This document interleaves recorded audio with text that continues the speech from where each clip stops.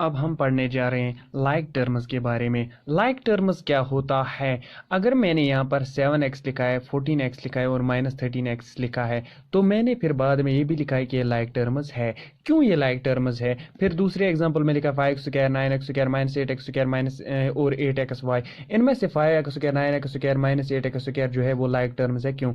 अब like terms जो होती है इनमें वेरिएबल्स सेम होते हैं। 2 पॉइंटों का आपको खास ख्याल रखना है। लाइक टर्म्स में वेरिएबल्स सेम होते हैं और जो इनके पावर्स होते हैं, powers of these variables are same too. इनके वेरिएबल जो होते हैं उनके पावर्स भी सेम होते हैं।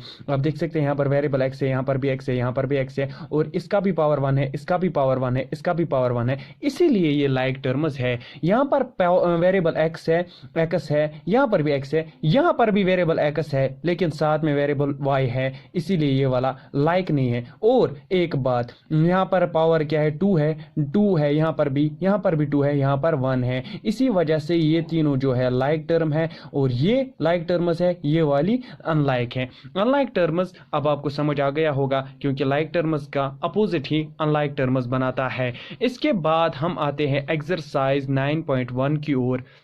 पहला क्वेश्चन है, identify the terms there coefficients for each of the following expressions. बहुत ही आसान क्वेश्चन है, क्योंकि अगर आपने मेरा लास्ट वाला लेक्चर पढ़ा होगा, अच्छे से ध्यान से पढ़ा होगा, तो इस वाले क्वेश्चन में आपको कोई भी दिक्कत नहीं होने वाली है। अब जाहिर सी बात है, टर्म्स को जब हम ऐड करते हैं तो हमें एक्सप्रेशन मिलता है। तो इसका मतलब ये जो एक्सप्रेशन है इसमें टर्म्स है। पहली टर्म कौन सी है? 5xyz², ये हमारी पहली टर्म है। और दूसरी टर्म कौन है? -3zy, ये हमारी दूसरी टर्म है।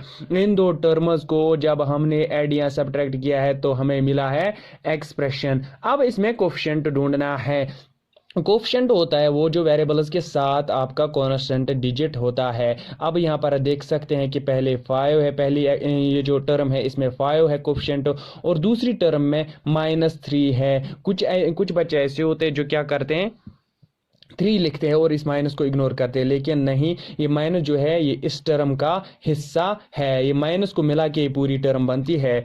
इसी तरह दूसरा पार्ट, ये 3 टर्म्स का बना है, तो मतलब ये ट्राइनोमियल है। दूसरा जो था वो बाइनोमियल था, क्योंकि 2 टर्म से बना है। ये बना है 3 टर्म से, तो इसका मतलब ये ट्राइनोमियल है। इसमें कितनी टर्म्स है? 3। 1 भी टर्म है, x भी टर्म है, x² भी क्या है? टर्म है।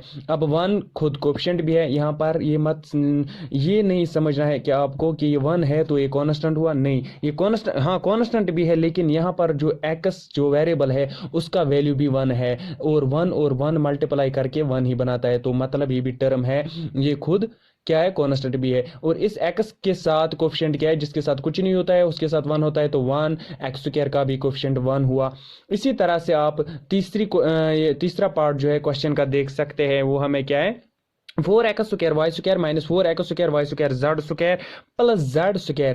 3 टर्म्स है, 3 टर्म्स को मिला के हमें एक्सप्रेशन बनी है, तो जाहिर सी बात है ये भी क्या है? ट्राइनोमियल एक्सप्रेशन ही है ना, क्योंकि ये 3 टर्म से बनी है। यहाँ पर टर्म क्या क्या है? 4x² y² एक टर्म है, -4x² y² z² दूसरी टर्म है, और z² तीसरी टर्म है। पहली टर्म का कोफिशिएंट आप देख सकते हैं 4 है, दूसरी टर्म का कोफिशिएंट -4 है, तीसरी टर्म का कोफिशिएंट 1 है। ये चौथा पार्ट जो है इसी तरह से करना है, उम्मीद है आपको ये आएगा।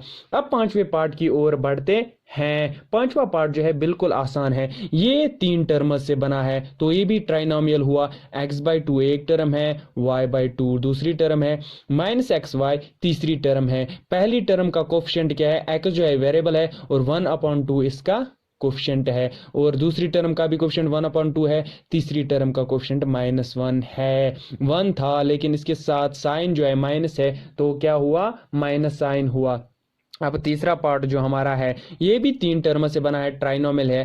पहली टर्म है 0.3a, दूसरी टर्म है -0.6ab, और तीसरी टर्म हमारी क्या है? 0.5b। कोफिशिएंट 0.3a के साथ है, a यहाँ पर वेरिएबल हुआ और कोफिशिएंट इसके साथ 0.3 है, दूसरे में -0.6 है, तीसरी टर्म में 0.5 है। इस तरह से हमारा क्वेश्चन नंबर 1 कंप्लीट हुआ, और उम्मीद है आपको ये लेक्चर पसंद आया होगा। तो मिलते हैं हमारे नेक्स्ट लेक्चर में।